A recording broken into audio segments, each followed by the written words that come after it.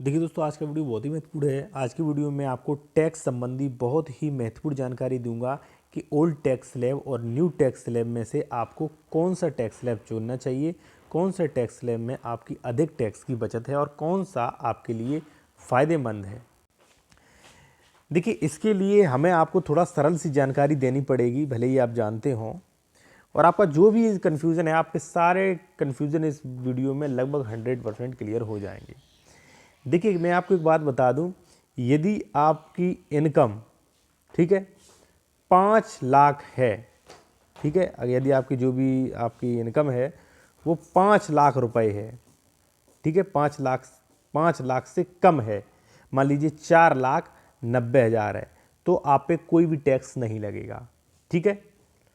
यदि मान लीजिए, अब क्या होता है, यदि मान लीजिए उदाहरण के तौर पे आपकी इनकम 6 लाख है तो भी आप पे टैक्स नहीं लगेगा, यदि आप चाहें। कैसे नहीं लगेगा वो आप जान लीजिए। यदि मान लीजिए, मान लेता हूं मैं, आपकी इनकम जो है वो है 6 लाख, ठीक है, तो यहां पे आप 1.5 लाख रुपया धारा 80C के according GPF, GIS, LIC, NSC और tuition fees, PPF, NPS, home loan या सुकन्या समृद्धि योजना, ठीक है, इनमें यदि आप इन्वेस्ट कर देते हैं 1.5 लाख रुपए, ठीक है, तो आपकी, जैसे मान लीजिए आपकी इनकम जो है वो साल में आप 6 लाख रुपए कमाए और 1.5 लाख रुपया इनमें इन्वेस्ट कर दिया, तो आपसे टैक्स नहीं लगेगा। तो आपकी इनकम मानी जाएगी 4,50,000 रुपए। ठीक है भाई, तो आप पे टैक्स नहीं लगेगा क्योंकि आप जो है बचत दिखा सकते हैं। ठीक है, मान लीजिए आपकी 6 लाख रुपए थी, फिर भी आप टैक्स से बच गए। ठीक है, अब इसके अलावा मान लीजिए आपकी 6.5 लाख रुपए है, ठीक है, 6.5 लाख रुपए है, फिर भी आप बच सकते हैं। ठीक है, जैसे मान लीजिए आपकी है 6,50,000 रुपए इनकम आपने साल में कमाए। अब भाई आपको टैक्स नहीं देना है।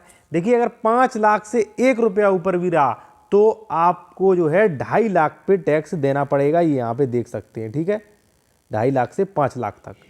ठीक है भाई, अब वो भी मैं आपको समझा दूंगा, आपको ज़्यादा परेशान होने की आवश्यकता नहीं। उदाहरण, आपने मान लीजिए साल में 6 लाख रुपए कमाए। अब देखिए, यदि आप 6.5 लाख है आपकी कमाई, तो भाई आपसे टैक्स लग जाएगा क्योंकि 5 लाख से ऊपर कमाई है। ठीक है, टैक्स लग जाएगा आप पे। ठीक है, तो आप टैक्स बचा सकते हैं। कैसे बचा सकते हैं भाई? आप जो है ऊपर का 1.5 लाख रुपया जो है वो इन्वेस्ट कर सकते हैं। ठीक है, मान लीजिए जीपीएफ, जीआईएस, इनमें मान लीजिए आपने 1,50,000 रुपए इन्वेस्ट जो है वो कर दिया।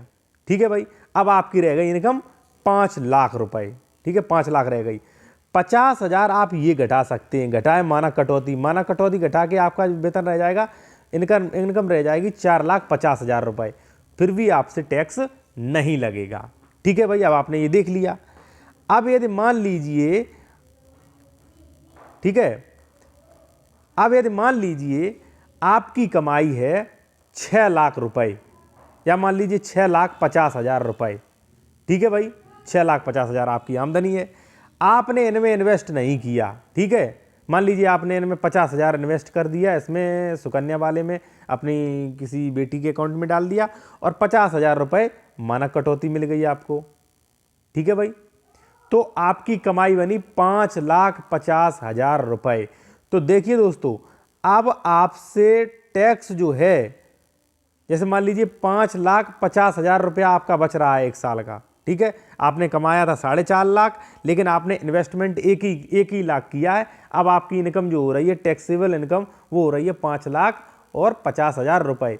तो दोस्तों, टैक्स जो है वो इस प्रकार लगेगा। ठीक है, यानी कि 2.5 लाख से 5 लाख तक के बीच में, 5 लाख से यदि थोड़ी भी ऊपर हुई तो 2.5 लाख के अलावा जो है उस पर पूरा पैसा आपसे लग जाएगा टैक्स का 5%, यानी कि 12,500 जो है आपको ये देना होगा। और 50,000 जो ऊपर ही है तो 50,000 का 20%, क्योंकि भाई देखिए यहाँ पे देख सकते हैं आप, यदि मान लीजिए 5 लाख से ऊपर है तो आपको 20% टैक्स देना पड़ेगा, यानी कि 50,000 का हो गया लगभग 10,000 रुपये। ठीक है, लगभग मान लीजिए शायद 10,000 हुआ है। तो यहाँ पे जो है आपको हो सकता है भाई, हाँ 10,000 रुपये हुआ है। तो यहाँ पे आपको जो है लगभग 22,000 रुपये यहाँ पे टैक्स पे करना पड़ेगा। दोस्तों सीधी बात है, आप यदि ओल्ड टैक्स स्लैब में रहते हैं तो आप यहाँ पे 80C के अकॉर्डिंग 1,50,000 की बचत दिखा सकते हैं और 50,000 मानक कटौती दिखा सकते हैं। उसके बाद शेष इनकम आपकी 5 लाख से कम है तो आप पे टैक्स नहीं बनता है। ठीक है, अब यदि मान लीजिए आप न्यू टैक्स स्लैब में आ गए तो क्या होगा वो भी आप सुन लीजिए भाई। यदि मान लीजिए आप न्यू टैक्स स्लैब में आ गए, ठीक है जी, मैं आपको थोड़ा यहाँ पे क्लियर कर दूं। देखिए न्यू टैक्स स्लैब में क्या है, यहाँ पे आप देख सकते हैं, यहाँ पे न्यू टैक्स स्लैब में धारा 80 की कोई भी बचत नहीं है। धारा 80 की कोई भी यहाँ पे बचत नहीं, कोई भी यहाँ पे मानक कटौती नहीं, जैसा कि आप देख सकते हैं। देखिए यहाँ पे कोई मानक कटौती नहीं है, दूसरा नंबर में कोई मानक कटौती नहीं है। ठीक है, और यहाँ पे कोई भी छूट नहीं है, कोई भी धारा 80 के अकॉर्डिंग छूट नहीं दिखा सकते। ठीक है, कुछ भी नहीं। लेकिन इसमें फ़ायदा ये होगा कि यदि मान लीजिए आपकी बहुत बड़ी इनकम है या मान लीजिए आपने कोई इन्वेस्टमेंट नहीं किया तो फ़ायदा ये होगा, यहाँ पे देखिए आप पे लगता है 2.5 से 5% टैक्स। ठीक है, यहाँ भी इतना लगेगा और 5 से जैसे ही आप ऊपर बढ़ेंगे तो यहाँ पे लगता है 10% टैक्स। 5 से 7.5 लाख पर 10%, लेकिन यहाँ 5 से ऊपर जो है वो 20% टैक्स लगता है। ठीक है, जैसे मान लीजिए आपकी कमाई जो है वो 6 लाख रुपए है। ठीक है भाई, तो 6 लाख रुपए पे यदि आप टैक्स पे कर रहे हैं तो यहाँ पे जो है ओल्ड टैक्स स्लैब जो है उसके अनुसार बनेगा 2.5 लाख जो है उस पर बनेगा 5%, यानी कि 12,500 रुपये। ठीक है, और 1 लाख रुपया जो ऊपर है, क्योंकि 5 से ऊपर 5 से 10 लाख कितना 20%, तो 1 लाख पे लग जाएगा 20,000 रुपये। ठीक है, यानी कि टोटल हुआ आपका 32,000। ओल्ड टैक्स स्लैब में वही 32,000 लग रहा है, लेकिन न्यू टैक्स स्लैब में अगर आएंगे आप तो न्यू टैक्स स्लैब में क्या होगा, आपसे 2.5 लाख पे तो लगेगा 12,500। ठीक है, लेकिन 6 लाख है, 5 से 7.5 तक आप कितना लगेगा 10%, यानी कि 10,000 रुपये, यानी कि 22,000 रुपये आपका टैक्स। लेकिन ओल्ड स्लैब के बचा यहाँ पे 32,000। तो यहाँ पे आप देख सकते हैं, अब देखिए ओल्ड स्लैब में ज़्यादा और बचा आपका।